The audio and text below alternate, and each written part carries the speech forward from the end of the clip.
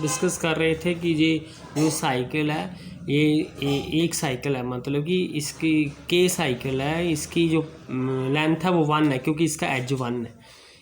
ये लूप जो हो गया साइकिल ऑफ लेंथ 1 हो गया। और पेयर ऑफ पैरेलल एजेस हैं, ये पैरेलल एजेस हैं जिनका वर्टेक्स एंड पॉइंट्स सेम होते हैं। उन एजेस को, ये दो E1 E2 दो एजेस हैं, उनको पैरेलल एजेस कहते हैं। तो ये साइकिल है, V1 से स्टार्ट किया, V2 के बाद दोबारा ये V1 में आ गया। ठीक है, इसको ऐसे लिख सकते हैं, V1 से स्टार्ट करके फिर एज, फिर V2 तक पहुंच गया, फिर V2 से E2 से V1।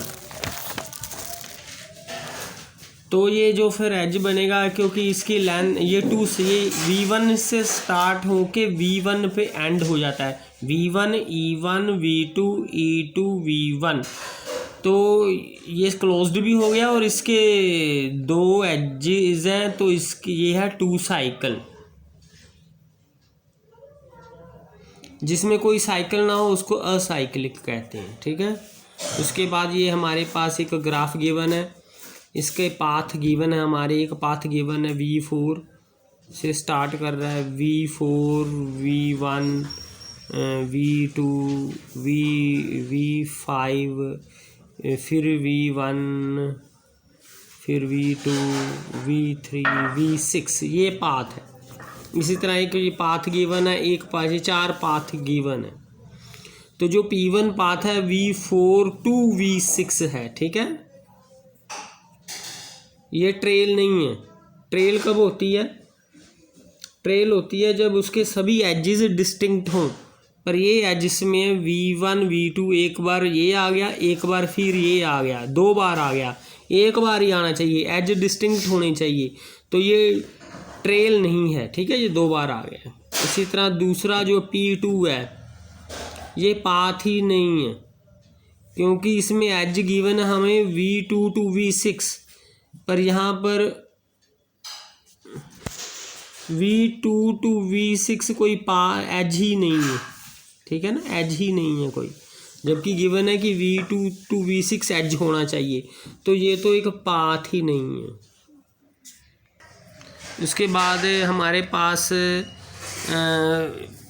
P3, ये ट्रेल है क्योंकि कोई भी एज ट्वाइस यूज़ नहीं हो रहा है, पर ये सिंपल पाथ नहीं है। सिंपल पाथ कब होता है? सिंपल पाथ तब होता है जब कि जो वर्टेक्स हो डिस्टिंक्ट हो, लेकिन इसमें जो V5 वर्टेक्स 2 बार आ गया है, इस करके ये सिंपल नहीं है।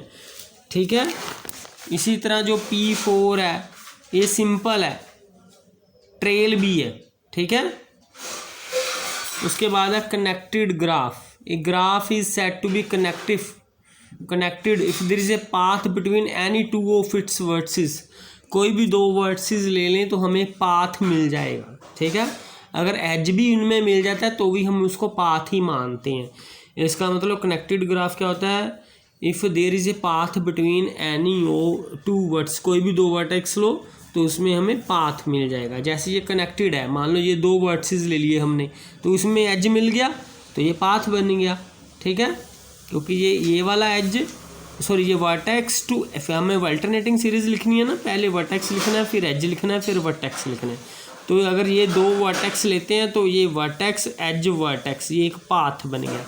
सो अगर ये 2 वर्टेक्स लेते हैं तो ये वाला पाथ बन जाएगा। ठीक है, vertex edge vertex edge vertex. तो कोई भी 2 वर्टेक्स लेते हैं उनमें हमें पाथ, तो ये कनेक्टेड ग्राफ है। तो ये कनेक्टेड ग्राफ नहीं है क्योंकि D to B हमें पाथ नहीं मिलता, क्योंकि D to B कोई एज नहीं मिलता, चाहे इधर से घूम के जाइए चाहे जिधर से मर्जी जाए, देयर इज़ नो पाथ, क्योंकि एज ही नहीं है यहाँ पर।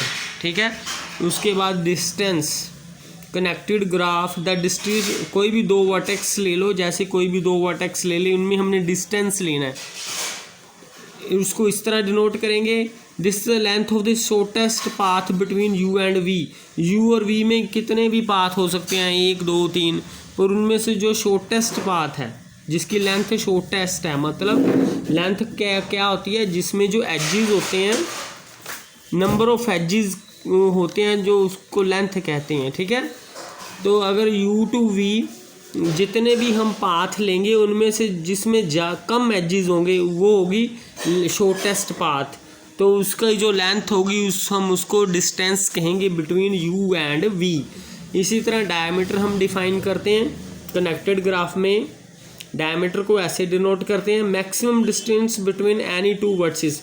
कोई भी दो वर्टेक्स लेके उनमें जो मैक्सिमम डिस्टेंस है, मीन्स उनमें जो जिसमें ज़्यादा एजेस हैं, कोई भी दो वर्टेक्स ले लेने हैं, उनके हमने डिस्टेंस इकट्ठे कर लेने हैं, उनमें जो मैक्सिमम डिस्टेंस होगा that will be the diameter of the ji.